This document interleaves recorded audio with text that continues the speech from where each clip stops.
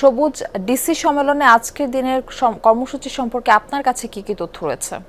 Murphy, আজকে 4 দিনের সম্মেলনের শেষ দিন এবং শেষ দিনে মূলত 3টি সেশনে 7টি মন্ত্রণালয়ের সঙ্গে মূলত জেলা প্রশাসকদের সঙ্গে যে বৈঠক বা যে কর্মসূচি, সেই কর্মসূচি রয়েছে। সকালের দিকে মূলত সমাজ কল্যাণ, মহিলা ও শিশু, যুব ও ক্রীড়া এই একটি সেশন রয়েছে, সেটি হয়তো শেষ পর্যায়ে রয়েছে।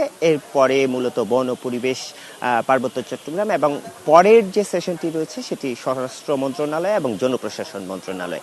এই 3টি সেশনের মধ্য দিয়ে অর্থাৎ 7টি মন্ত্রণালয়ের সঙ্গে আজকে ডিসিদের বৈঠক হবে বা তারা ডিসি অর্থাৎ এই যে সম্মেলনটি হচ্ছে, জেলা প্রশাসন সম্মেলনটি, এটি মূলত সরকারের সঙ্গে মাঠ পর্যায়ে যারা সরকারের বিভিন্ন কর্মসূচি রয়েছে, বিভিন্ন প্রকল্প রয়েছে, প্রকল্পগুলো বাস্তবায়ন মূলত মাঠ পর্যায়ে করে এই ডিসিদের মাধ্যমে। সে কারণে এই সম্মেলনটি বেশ গুরুত্বপূর্ণ। এখান থেকে মূলত সরকার এবং মাঠ পর্যায়ের যে কর্মকর্তারা রয়েছে তাদের মধ্যে এক ধরনের যোগ সাজশ তৈরি হয়। কোনো ধরনের গ্যাপ থাকলে সেই গ্যাপগুলো আসলে এই সম্মেলনের মাধ্যমে মেটানো হয়। এখানে মূলত নানা ধরনের নির্দেশনা দিয়ে থাকেন, যেহেতু নতুন সরকার দায়িত্ব নেওয়ার পর নতুন নতুন কিছু কর্মসূচি আসছে। সেই কর্মসূচিগুলো তাদের যে নির্বাচনী ইশতেহার, সেই নির্বাচনী ইশতেহারের মধ্যে কিভাবে বাস্তবায়ন করবেন সেই নির্দেশনাগুলো মূলত দেওয়া হচ্ছে। আজকে 3টি সেশনের পরে মূলত মন্ত্রী পরিষদের যে বিভাগ রয়েছে, সেই মন্ত্রী পরিষদ বিভাগ, জনপ্রশাসন মন্ত্রণালয়ের নিজস্ব কিছু বিষয় রয়েছে,